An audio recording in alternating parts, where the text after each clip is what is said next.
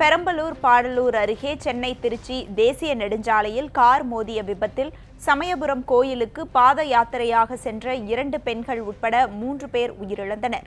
இதுகுறித்த கூடுதல் தகவல்களை நமது பெரம்பலூர் செய்தியாளர் முருகானந்தத்திடம் கேட்கலாம். முருகானந்தம், சென்னை திருச்சி தேசிய நெடுஞ்சாலையில் நேரிட்ட இந்த விபத்து பத்தி சொல்லுங்க. வணக்கம் பணிமலர். பெரம்பலூர் அருகே உள்ள சிறுவாச்சூர் கிராமத்தை சேர்ந்த கரிகாலன், பரமேஸ்வரி உட்பட ஒரு 10 பேர் சமயபுரம் திருச்சி அருகே உள்ள சமயபுரம் மாரியம்மன் கோயிலுக்கு அதிகாலையில் கிளம்பி பாத யாத்திரையா போறாங்க.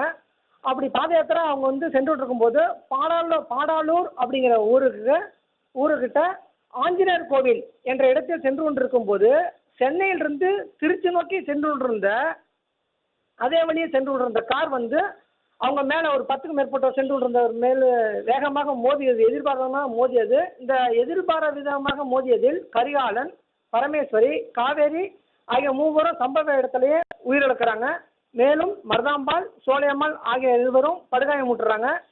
இதனை தகவல் அறிந்த பாடாலூர் காவல்துறையினர் சம்பவ இடத்திற்கு அந்த இறந்த 3 பேர் உடலையும் கைப்பற்றி பெரம்பலூர் தலைமை அரசு மருத்துவமனைக்கு பிரேத பரிசோதனைக்கு அனுப்பி வைத்து மேலும் மருதாம்பாள், சோலையம்மாள் அவர்களுக்கு சிகிச்சைக்காக அனுப்பி வைக்கிறாங்க.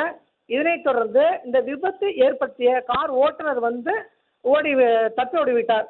இது குறித்து வழக்கு பதிவு செய்து தப்பியோடிய கார் ஓட்டுநரை பாடாலூர் காவல்துறையினர்